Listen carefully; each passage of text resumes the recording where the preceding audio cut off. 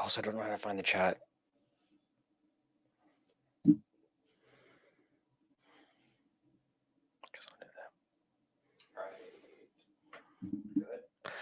Welcome to Church 307. I'll practice that so it'll be ready for you. Thank you for joining us on this Monday at 4. You can join us live every Monday at 4. And please do get in the chat. We are glad you are here. If you like this, please give it a thumbs up, share it with your friends, and subscribe to get the good word out there. Grant, cook it. So, my name's Mitch. I'm glad you're here. Sitting with me today is Reverend Mike Lawrence Wilson. You know my middle name. Oh, I'm impressed. it's funny that I said your first name only as Mike, but I said your... You didn't say Michael? Yeah. It's not legit anymore. You better start over. Hello, my name is Mike Lawrence Wilson. But Jesus knows him as Michael. Also sitting at our table is Stephen Michael Roberts Nichols. Is that right? Dude, you nailed it. Okay. You're on a roll. 4 names? I have 4 names. That's impressive. When I got in trouble, it was awful. Terrifying. So there was, is it a good time for a story? Yes, it is. So we lived in Arizona for a little bit when I was a little kid. I don't remember this, but I'd get down into like in the corners of where everything was fenced off. Apparently there's like tarantulas and scorpions and stuff back in there. And my mom would yell, Stephen Michael Robert Nichols, get your butt over here right now. Well, about a week later, we go to the store and I'm sitting in that little buggy cart thing. Some lady comes up. She's like, oh, you're so cute. What's your name? I said, Stephen Michael Robert Nichols, get your butt over here right now. My mom went as red as Mitch's beard. It was crazy. Is that just because your parents are indecisive or couldn't decide a middle name? We're going to go with that. Okay. Yeah. No, I think they just had good friends. One Stephen, one Michael, one Robert. Gotcha. And so, yeah, they couldn't. All They three. said Stephen Michael Nichols didn't sound good. Stephen Robert Nichols didn't sound good. So they, however you want to look at it, they cursed or blessed me with 2 middle names. That's all. That is fun. Stephen is a pastor over at another church in this town of Gillette, Wyoming called Journey Church. He's one of those jack of all trade pastors. Yeah. Doing worship and preaching and teaching and Doing counseling, what I can. everything. He does it just all. Taking notes from these guys. Yeah. Also a Princess Bride fan. Is that what that is? That is correct. I'm a fan of Mowedge. Yes. His mug says, what is it? Says, hello, my name is Inigo Montoya. You drank my coffee. Prepare to die. Okay, good. So, To be fair, Yes. I didn't touch your mug. Good. Because you'd be dead. Yes, exactly right. don't even look at it. You guys were friends in high school. Yes, sir. We were in a Started in junior high even. incredibly successful metal band. Yeah. Yeah. Sold a lot of albums. Yeah, we were huge on MySpace. Okay, good. European MySpace. Yeah, So it was exactly. myspace.com.eu. Right. Yeah. Okay. Is it still there? Can you still? Oh, yeah. If you guys want to check it out, I'm not going to tell you the band name. So happy hunting. That's right. Yeah, we did. We played music from junior high Man. to college. Yeah, easily A lot into of- college. A lot of fun. We wrote our own stuff and had fun doing rehearsals. Yeah. Kind of going around Wyoming. Yeah, A little we bit. did that. South Dakota, Mhm. some Montana. It's fun. Oh, of course, Europe. Yeah. like Yeah, right. Brady Oh, yeah, said. yeah. Yep, Of course, yep, of course. Yep. Speaking your- Yeah. Mitch and I were even roommates in Black Hills State University, Yes, and we so were. that was a lot of fun. in the wild days. Yes. They won't tell any stories from those days. Yeah, No. There's those- a lot of stories from the earlier days, but now they're just going to get silent. Yep. Yeah, it's the BC days, boys. Yeah. You don't talk about those. Yeah. Yep. It's like Bruno. You don't talk about it. Seriously. Hey, we are talking about mentorship today, and we're going to kind of dive into a story from the life of Christ in which he sat at a table. How many of these stories that we do are Jesus at a table? Dude, he was. The dude likes to eat. He likes to recline. A glutton and a drunkard. Isn't that what they said? Yes. That's what I heard. That's I call him a tabletop man. tabletop man. That's why he had table talks. People say that. That's what people. TM. I say that. The story we're talking about today is, so last week we did Jesus in the temple, throwing over the tables. A few days later, he goes to the upper room. It's called the upper room. Many people say because it's up above what is historically known as David's tomb. kind of a big room that they'd use for social gatherings. And so Jesus goes to the upper room, meets with his disciples to celebrate the Passover meal, a big celebration, big feast. At the end of this celebration, he gives them some bread and he says, "This is my body, which is broken for you, for the forgiveness of sins." He gives them, after the meal, he gives them some wine, and they pass the cup around and he says, "This is my blood." And as he does this, he says, whenever you eat this meal, kind of referencing the Passover meal, remember me rather than remember Moses. He says, because that was kind of the idea of the Passover meal. He says, remember me. And so he's kind of hijacking the Passover meal. And he's like, now it's not about Moses anymore. Now it's about me.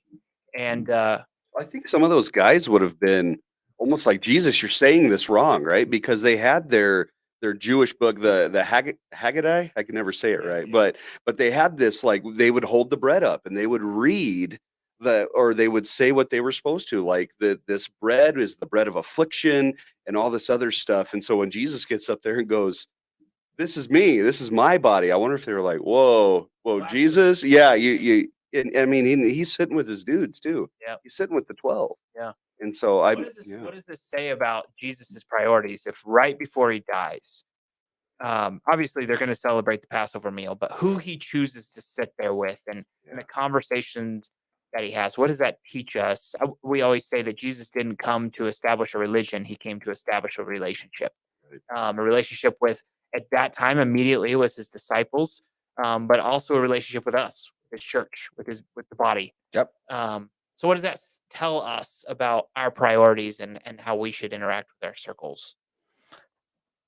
Relational, I don't know. Community. A big part of our life group is table time. Yeah. So, and there is a lot of mentorship that happens inside of that. It's also the third thing. Yeah.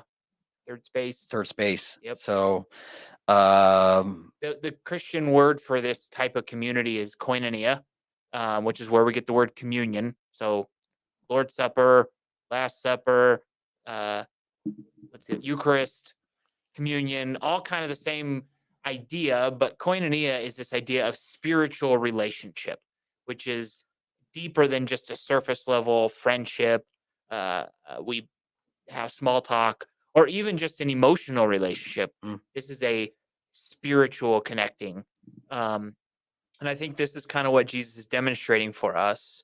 We talk a lot about how the time that the average family spends at the table has decreased so much. Well, it used to be like people would spend an hour and a half, if not more, Yep. just sitting at the table and conversing, pouring into each other, checking in on days. I'm sure if it was anything like my family, popping a few jokes at each other, Yep. picking on one another. Uh-huh. But that's what I did for years with the Austin family, actually. And so going over to their house and that big old rectangular table, it today means something so much more than just a piece of wood in the kitchen. What happened at those table gatherings? Mostly nothing deep most of the time. Well, your grandma Ruth, I would always sit next to her, and I was on the left. It felt like, so I was in the place of honor, right? Oh yeah. But she was always, "Stephen, you look like you're hungry," and she sit there scraping food onto my plate, and I was like, pass it on. I've had 4 helpings now. I can't fit anymore. And she's like, "Boy, you look hungry," and she just feed me. And so, How about you take some? And then yeah. I'll take some. She's like, Oh "I'm my not goodness. Yeah, Okay. yeah. So she takes her portion and scoops it on my plate. Don't underestimate the value of just the community. Yeah. The communing together, because we did laugh, and there probably was some conversations about, I don't know if you were there on Sunday afternoons a lot. So there probably was some message talk maybe, but honestly, I don't remember that. So I don't know if that was very common, but it was just talking. What happened last week? What are you guys doing? What is your life looking like? Yeah, your dad asked a lot about just what was going on in my life personally, and even though I was over there every day of the week, Right. like, he would still ask and was showing curiosity. Yeah. And a lot of times it's that curiosity that opened up a lot inside of my story to be able to share that. So I feel like all the great mentorship experiences I've had started with good questions. Like somebody took the time to ask me questions that made me think, that made me get words out that I wouldn't have said otherwise. We always say the family that eats together stays together. Mhm. And I think these table type, I feel like the families that have inside jokes Yeah. Like, you must spend a lot of time at the table because you keep talking about things that I don't understand. Yeah. Like, something good is happening in this family. It's annoying to be around you right now, but something Right. good is happening at the But you table. almost want in though. Like, yeah. what is that? I gotta know. Yeah. And it's attractive. Yep. This is something I want for my family or to be in with your group. I want to know these things. Yep. Yeah, that's until you did hop in on that joke, like, yeah, Betty. And everyone's looking at you like, step back, son. Like, You have no idea what I said. It really was a Shawshank Redemption. So Jesus is sitting at the table with his disciples. They are communing together. He's mentoring them in this situation. Now let's talk about who's at the table. So it's his 12, the Right. apostles. So at the table, you've got some people that used to be outcast who he's now brought into the inner circle. You've got some people that are going to be loyal to him to the death no matter what. You've got other people. Judas is at the table, who is not going to be. You got Peter at the table, who is about to deny Christ. And so what does that communicate to us about who we mentor, who we fellowship with, the community that we hold? I think one of the biggest things is like we read in the Gospel of John this kind of same story, but how John is saying that he would have been on Jesus's right hand side because the way they would have been eating at that table, it was this like U-shaped table that they would sit around, and it was low to the ground. They didn't have chairs, and so when they were reclining, they were actually leaning somewhat to the left. And so John would have had his head, because he said he was resting his head on the breast of Jesus, right? Well, so John is right there. Then you have Jesus. And then to the left, which was also, it was known as a place of honor, Jesus invites Judas Iscariot. Yeah. So, Mike, I got to ask real quick, when was the last time that you either baptized or dedicated someone whose name was Judas? Never have. Judas. Or Lucifer. I've never baptized. Never. Not got it. No. that's No. a shame. Lucy. No? Nobody. No? Those are names that we've chosen. Maybe we name our dogs those names. No, I don't know. That's I shouldn't something. say that. If your name is Judas, Gosh, then what a great name. It's a strong name. Actually, I think it means like praise or something like really? that. So it's actually a good name. Yeah. But the dude drug it through the mud that nobody wants to use it anymore.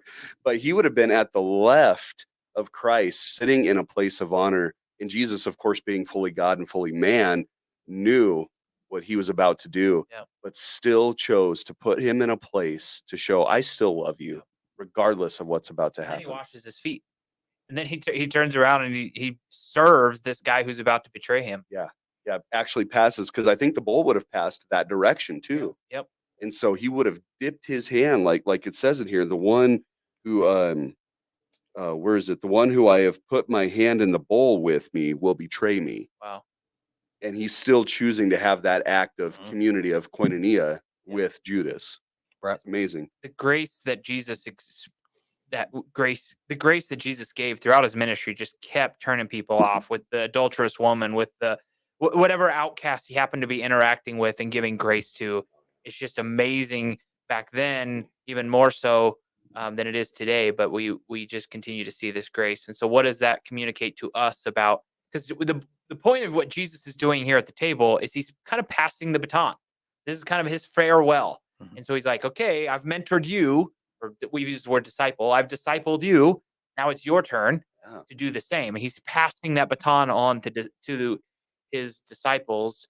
What does that communicate to people who are nervous about leading or discipling somebody or mentoring somebody because they think about their past? I think it's crazy because we actually showed this video when we do like life group promos, trying to get people to want to lead, let them know, hey, new semester's coming, all that stuff. And there was one where it's showing all these biblical dudes sitting down. It's like, well, why are you qualified? Moses. And they're going through, or King David, why are you qualified? He's like, well, it's that first word you said, king, right? But then they start going, it's like, but you like killed people and you did all this. Well, then they get this fella to walk in. His name's like Joe or something like that, right? And like, Joe, have you killed anyone? It's like, no. Or Joe, have you XYZ, whatever it is? It's like, I haven't done any of that. And they're just stoked. They're like, this is our guy. And like, well, I don't have any qualifications. It's like, well, do you love Jesus? Yes. Do you want to see people like getting plugged in and getting to know Jesus? Yeah. then you're our guy. Bingo. That's our guy right there. We talked about just talked about a lady who volunteers in our New Life Kids ministry, and she was so on the fence, trying to decide if she should volunteer or not because she's had a rough past. She attempted suicide and went through some depression stuff, and she kind of was insecure about volunteering. And she went and talked to Darcy about it. Eventually, Darcy encouraged her and said, "It's time for you to begin to lead, and you've grown since then, and God has taught you some things as a result." She starts serving, and because God's amazing, she's teaching a student in her New Life Kids class, and the student confesses, "I've been thinking about killing myself." And this leader is able to have a conversation with this student on a Man. level that very few people could, the way that, well, not many people could to the extent that she could. It was Right. able to talk to him, was able to bring the family into the conversation. Wow. Like God can use even our mess ups, even our screw ups, and do great things with screw ups. Oh man, I mean Hebrews 11 is one of my favorite portions of scripture because I think everyone in Hebrews 11 except maybe Enoch just because we don't have a lot of dirt on him. Yeah. But everyone in there is they have a past. They have a brokenness to them. Yep. But my favorite one and I'm sure she wasn't happy about it, but it says by faith Rahab the prostitute. Yeah. Like she's like, couldn't you have struck in that part from the record? Like yeah, did we really have to have this? Like I kind of wonder if that was her heart, but if anything, it just shows yes, God can use even you. Yeah. And that's talking to anybody who might be watching or on the fence about this stuff because that's all it takes is that one step. Yep. And then God's going to use that faithfulness. We have a tremendous amount of ex-cons, God. alcoholics, leaders in our church who have experienced things that you would assume would disqualify them from Mm. leadership, but so often that kind of lights a fire under Right. under them, and it gives them an excitement about the grace that they've received that then they want to pass on to other people. And so, but I also think I've wondered a lot about this. I've seen within those leaders, a lot of those leaders, still some shame, still some. I still gotta hide that past. Like I feel like I want to lead now. I'm ready to lead, but still there's a hiding that happens, and I'm not ready for it to be a testimony yet. And I Sure. think that's probably true about Peter when he's preaching after he denies Christ. Like, can we forget that happened? Can we Right. hide it? Can we brush it under the rug? I think Jesus would say, no, that is your story. That's your testimony. I Yeah. brought you through that so that I can use it. Like you wouldn't have gone through it if I couldn't use it. Right.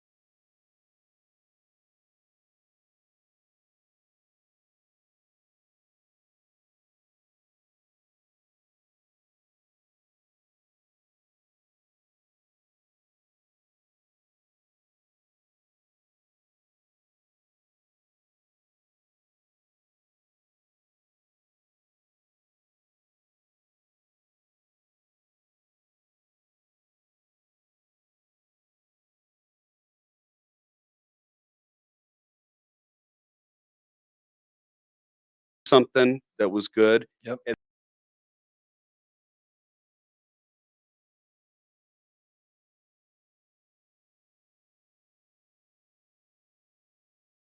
try to spit in my face today or something, We would never do that. No, never. Our None. kids go to school together, so So I had to throw something in there, your right? kid has to feel the wrath of my kid. Absolutely, yeah.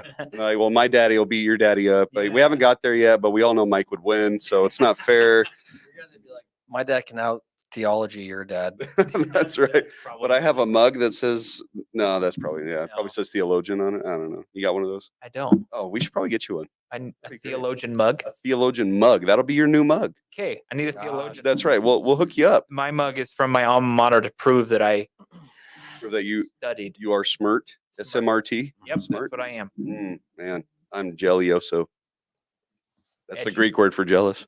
No, it's not. No, it's not. No, not even close. Jelly also sounds like a dessert. Oh, right.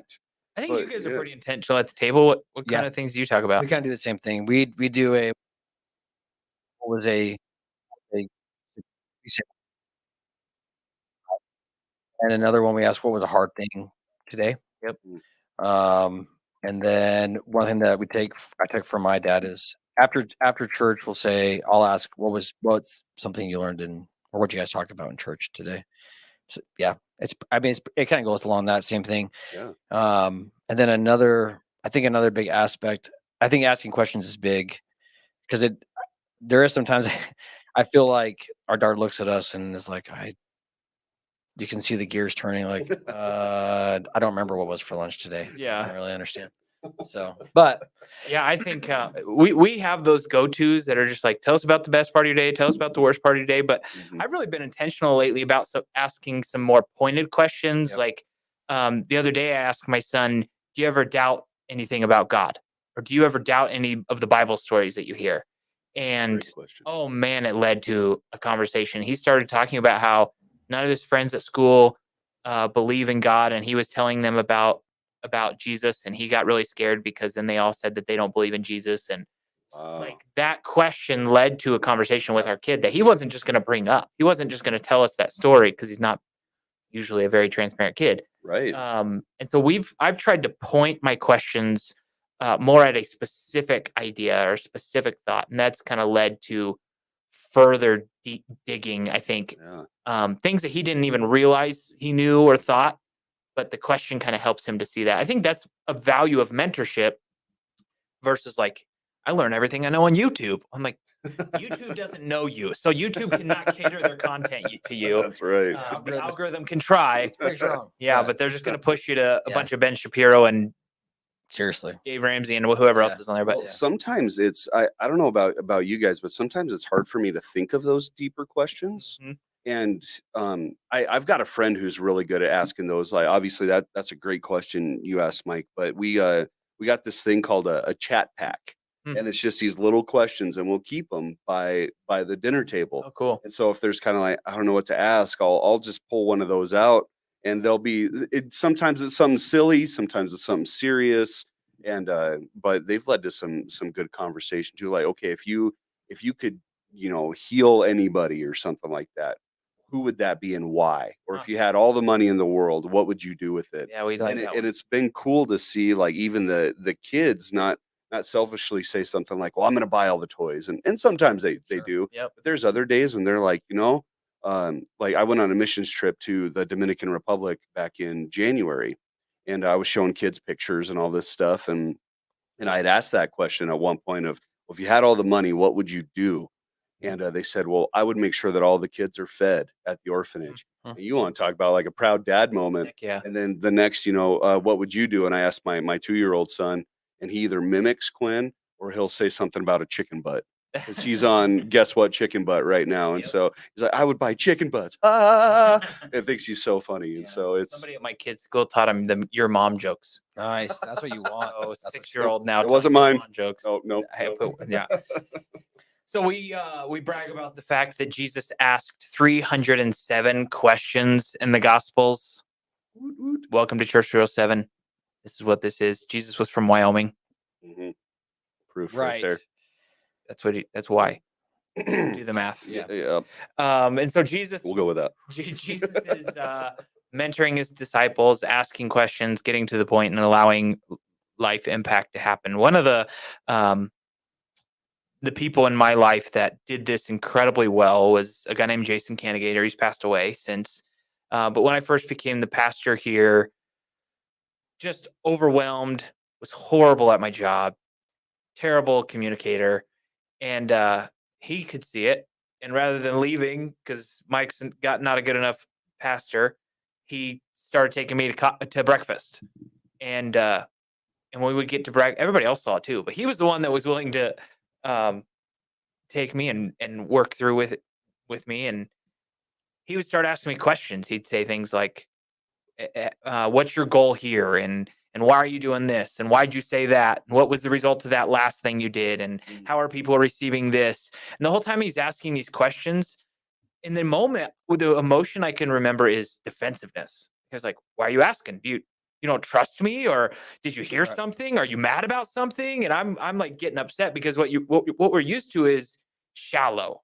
We're used to just small talk conversations. I'll tell you a story about my kid, and you tell me your story about your kid, and we just kind of stay shallow. And his ability to go deep really fast made me uncomfortable in a good way.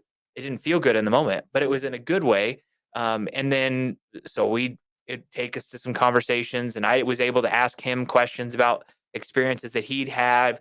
He'd get really transparent with me and tell me about failures so I could learn from his failures. Like, that was mentoring, even though it was never labeled mentoring. And he never walked up to me. He's like, "Hey, can I mentor you?" And I've been like, heck no. 'Cause Who are you? yeah.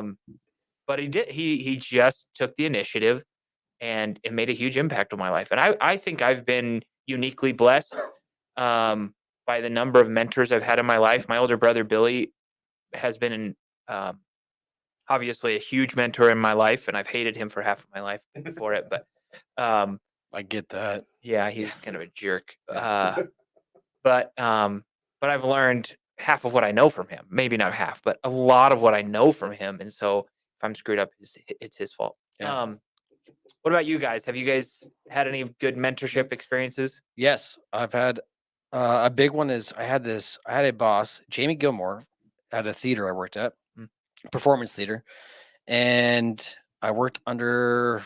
She was my boss for about 10 years, but basically the thing that she really, I think, pressed into me was hard work, uh, honesty, and treating people like they matter. She treating people with work that they had worth, and then also, and she had a huge impact on my life. Was that by walking beside you and working Yes. with you, or was it more like in meetings afterward? Or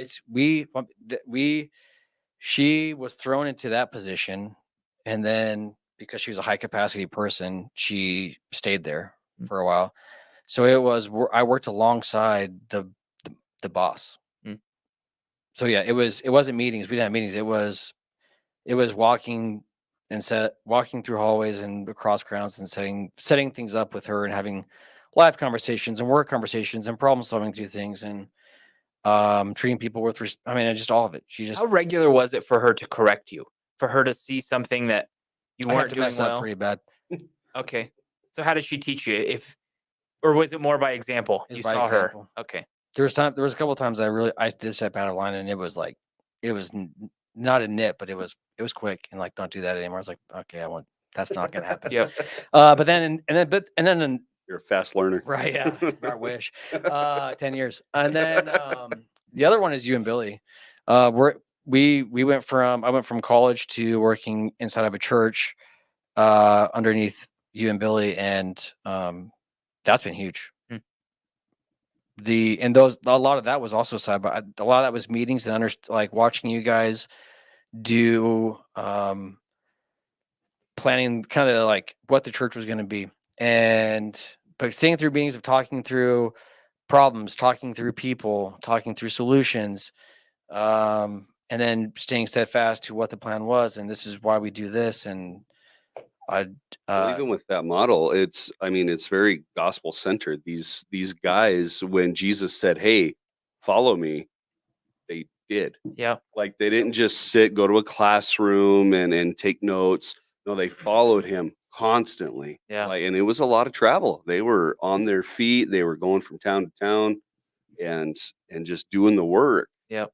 but doing it side by side with Christ and failing Yep. on the way, which I had somebody tell me once that, the church should be the perfect place to fail when you try something. And I agree. Yeah. Like we should be able to have grace for one another. It's like, hey, you tried it, didn't work so well. Let's try it a different way, or let's give it a different approach.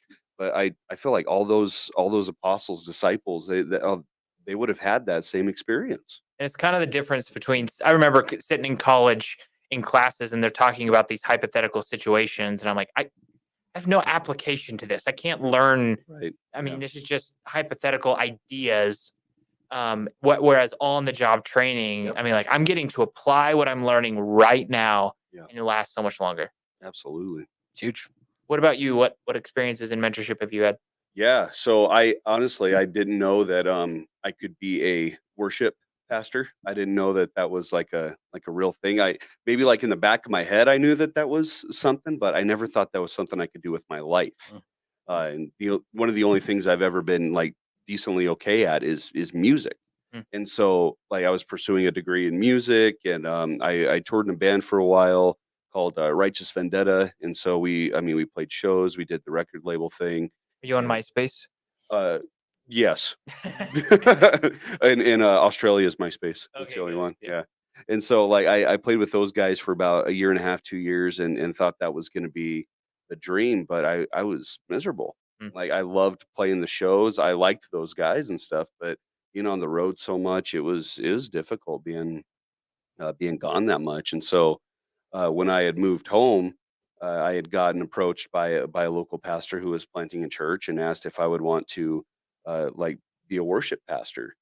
And it was almost like the light bulb went off. I was like, well, why haven't I been doing this before?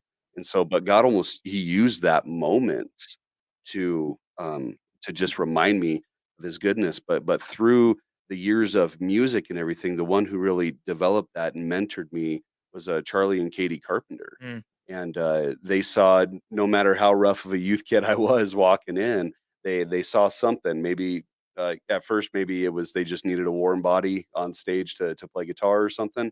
But honestly, it developed into who I am, and they really showed me what a relationship with Jesus Christ looked like versus just going through the rituals and the Apostles' Creed and all that stuff. Even if that warm body had a Budweiser T-shirt on. Yeah, well, it was a Guinness T-shirt, Guinness. so make sure we get that right. No. So yeah, exactly. Like they saw through that. They saw something deeper, and they didn't just stop me from. It's like, well, you're wearing something inappropriate. And I'm sure they had the conversations. Like now, being a pastor, I'm like, oh man, there's conversations I've got to have that I don't want to, but trying to even put myself in someone else's shoes, like, where are they in their walk? I think of the conversations that Charlie and Katie had after, like Wednesday night. Oh my goodness. We would leave and they'd be like, gosh, those. What are we Screwed up. doing? Seriously, majors. When are we going to talk to them? When? So, When you are we gonna remember, talk to them? you remember when Yeah, we I mean, played at the Wesleyan camp in Rapid City? Oh, yeah. And we had went to Grant. It's funny. Grant's over here laughing because he knows exactly where I'm going. We had went to Rapid City and we stopped in, I think it was Aladdin's Palace or something. It was this arcade they had in the mall over there. And we won, of course, it cost you probably $50 by the time you're done, but we won this $5 Pirates flag. And yeah, it was Skull and crossbones, like skull. I mean, you would have thought if Mitch would have had a beard, he would have been red beard at the point instead of black beard. Yeah. But we put that thing on the antenna of course, their parents' Suburban that we took up there. Yeah. And roll in that place with. Still have. yeah. So we came rolling in hot into Cedar Canyon Campground with a pirate flag. Just and just, I mean, windows down, going, yeah, and just yelling the whole time. And I can't imagine when people are like, who are that? And who are those people? Family camp or ladies? I don't know. I don't know. I thought it was for youth. No, Okay. it was for youth because I remember getting whooped during Capture the Flag. Okay. So yeah, Which means it had to be youth and not ladies. absolutely. Not have Yeah, whooped you you were and not. capture the flag. Exactly. Yeah. Yeah. There was an older cowboy fella there who was, I thought he was just, mentoring and making sure everything was going kosher and all that. No, he pulled the wool right from under me, and he took the flag and took off, and I couldn't catch him. So Dang. yeah, but yeah, we rolled into that camp, and I can't imagine, like, somebody asked, "Who are they?" And Charlie's like, "That's my worship team." Yeah. Yeah. So I think Jesus probably did that with his disciples sometimes. Yeah. Yeah, that's Who my brings you disciple. guys? yeah. Yeah, sorry, I know. Whose kid is that? Yeah, sorry. Yeah, it's fine. So, here at New Life, we have tiers of leadership. We take this from Mac Lake. So Mac Lake talks about leading self, leading others, leading leaders, and then leading departments. We don't really talk about leading departments because that's something our staff talks about. Well, we don't talk about it with the community much. Leading self is kind of the first step of leadership. Hopefully, most people are doing that when they're teenagers and in their college years, when they're kind of learning how to be responsible and take care of themselves, organize their life, show up to places on time. And it's when people demonstrate an ability to lead themselves, and that would include leading their families, like their family's not all consuming that so much so that they can't have time to lead others. Right. Once somebody demonstrates the ability to lead themselves and their family, then we invite them to a next step of leadership, which is leading others. And so I think that's usually the where people have to kind of break through, like, I'm worthy to do this. I have something to teach. I'm capable of this. And so somebody eventually breaks through that. And I think also in the leading self step is when it's so important to seek out mentors, to find mentors. I think the best leaders I've ever known are mentorship squirrels. There's like squirrels gather acorns. It's like they're looking for mentors in everything. Every little endeavor they do, every project they have, they're finding a mentor to help them with that thing. And I think some people can become a consumer in that step and they only choose to be mentored. But hopefully, people take the call to the next step and become a leader and mentor other people. Um, And if you're looking for a mentor, yeah. I think we were talking about this earlier today. So I think it's worth saying, what's the best way to get a mentor? Hey, will you be my mentor? No, that's not the way to do it. However, since preaching this sermon on mentorship, I've had multiple people ask me to be their mentor. So that's okay. Thank you. Yes. Yeah. To you. Thank you. What about straight up asking questions like we talked earlier, Yeah. right? It's honestly start asking deeper questions, Right. right? Not just around your dinner table with your family, but asking people in your life groups, in your community, in whatever you're doing, people you're walking beside. Maybe it's somebody you work with. Maybe it's somebody you go to church with, somebody who maybe having a rough time, but you can pour into their life in just some aspect.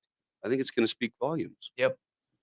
I think the wisdom is build a relationship. Right. Hey, can I buy you coffee? Yeah. Can I buy you lunch? Mm-hmm. And if that relationship isn't there, don't just start with, okay, I need to get something from you. Or it's like, oh, you need help moving some dirt this weekend? Oh, I'll hop in on that. Or Yep. you need help tearing your kitchen out? Yeah. Let me know when. Like Yep. those things, get inside of it. Well, and that's great. That's how actually we lead a lot of our men's ministry stuff. Is like, what are you good at? What are you passionate about? We got some guys who are excellent at golf, and so okay, so they're gonna. Yeah, it's so difficult. I tell you. Go play golf. Some guys who love to shoot guns, and so but there's some guys who have never shot a gun, Yeah. and so they get to learn gun safety, but they get to learn it from someone in their group, and they get to learn it from another dude. Some wisdom that wasn't imparted is now going to be a part of their story. Yeah. So you were talking earlier about how you do that with your kids. I mean, bringing them along so you're going to go work on something, bring a kid and Yeah, so on Thursday we're gonna go over. There's a gal in our church who a contractor in town. He just kind of like skipped town, and she has all these things like a vanity and flooring and all this that hasn't been installed yet, and she has no idea what to do. And so we had our men's group this morning, and I just put out the ask, and there's about 9 or 10 of us there, and a lot of them are on spring break with their kids right now, and so but another guy's an actual contractor. And so he's like, yeah, I can supervise you guys and kind of, help you out with some of this, but we're just going to go do that. And I want to take my kids along because when they see us serving as not only like pastors or church people, but as dads, Yeah. hopefully that's going to be something they're going to want to do for their neighbors one day. we got a lady who lives next door to us, and a single mom, and there's some times where she just can't get some things done, or she has boys that are getting to a certain age where she can't have certain conversations, it feels like. Yeah. When it comes from, hey, you go to Mr. Stevens' house, like he'll talk to you about this stuff, and we've got to have some cool conversations. And it sounds like in all these examples that it takes intentionality. Yep. For most people, this doesn't just happen naturally. Right. Most people caught fire in some way and they recognize either I'm desperate for some help, so I got to look for somebody to mentor me, to teach me. But you have to eventually say, I'm not going any further unless I'm leading somebody as I go. I'm going to be intentional to actually step into the Great Commission that God called me to. Yeah. Um, Well, it's the Paul and Timothy model. Like, Yeah. who's your Paul in your life, Yep. right? Who's leading you, and who's your Timothy? It doesn't matter if you've been saved for 5 seconds or 50 years. Yep. You should have a Paul, and you should have a Timothy in your life. Yep. It doesn't matter what you've learned something. I mean, if you know how to cook, or if you've graduated from high school, or if you've ever had a kid or gotten married or gotten out of debt or lost weight, like whatever you've done in that process, you've learned something that can be passed on. You have wisdom to pass on. Right. Find somebody who doesn't have that wisdom, Yep. pass it on to them.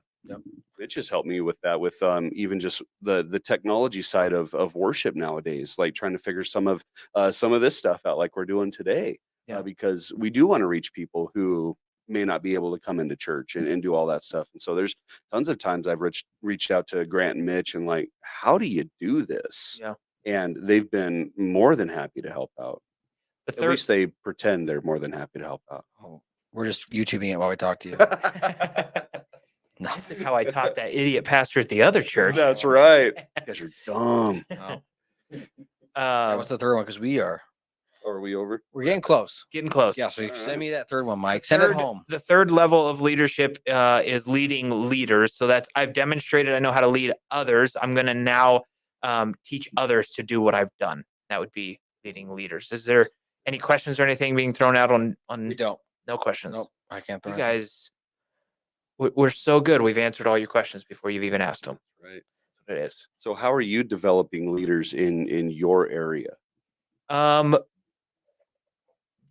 Depends on the area. We are very intentional about creating hierarchies of that sounds not like in a I'm going to lord it over people kind of way, but Not a Well, dictatorship. There has to be levels. There has to Levels. be something to yeah. So I'm able to say, okay, these are the people who have demonstrated not only a willingness but also a capability. And so I am constantly searching for. We're leaning heavily into church planning right now. And so we're looking for not just people who can lead others, but also people who can like lead an organization. That would be the fourth, the lead department would be Yeah. the fourth level. Like, who is that I could really pour my whatever I have to pass on? Who can I intentionally give that to? And so we've been talking a lot about how do we identify those people. That's awesome. Yep. Yeah, it's good to raise up leaders. And one of the things I've always said is I want to kind of work myself out of a job. So if I do, go out and get hit by a bus and I go to be with Jesus, like the joke is always, first off, neener. Yep. And I'm with Jesus and you're stuck here. But secondly, the church is going to go on because it's not about one or two people. Yeah. It's about the body of believers. The best example I have of that is Paul, our discipleship pastor. When he came here, we didn't really have many men's groups. Did we have any men's groups? I don't think, or men's life groups. It was nope. I don't think we did. And he came in, he's like, I'm going to start one. And then he took that initial core and he kind of helped a couple people in that group learn what it looks like to lead. And then he kind of sent them out and they started life groups and then those groups, and it's just kind of multiplied, and he multiplied himself, and he was able to demonstrate what it looked like to lead a men's group. And now as a result, our men's ministry is growing faster than any of ours. And that's awesome. That's why we call him Father Paul. Father Paul. So We don't, it's not like Papa Paul. he didn't earn that title. It was given to him. He doesn't wear a collar. no, it does not. Yeah. It's a shame. We can change that. Yeah, I don't know. That was great. Yeah. We got it in. That's it. Yeah. Yeah. You can mentor people. And you should find someone or people to mentor you. Heck Yeah. Hey, if you guys like this, please give it a big thumbs up. And if you didn't like it, would you please hit the thumbs down twice? That's right. Just to make double thumbs sure. down. 2 thumbs down. Yeah. That's Make sure it sticks. okay. Yeah. Also, please subscribe. If you subscribe, this for one notifies you that it's 4 p.m. on a Monday, but also it helps get the word out that this is happening and lets people know they can tune in and we can grow the crowd and the community that is watching this. So please like it, please subscribe and share it with all of your loved ones. Share it with your enemies. Really stick it to them, please. Yeah. I don't know. Is there anything else, Pastor Mike, that we need to? I think that's it. Okay, well, you should Benny us out of here. Hey guys, thanks for joining us. Don't forget, Jesus loves you unconditionally and he died to give you New life. later. Peace.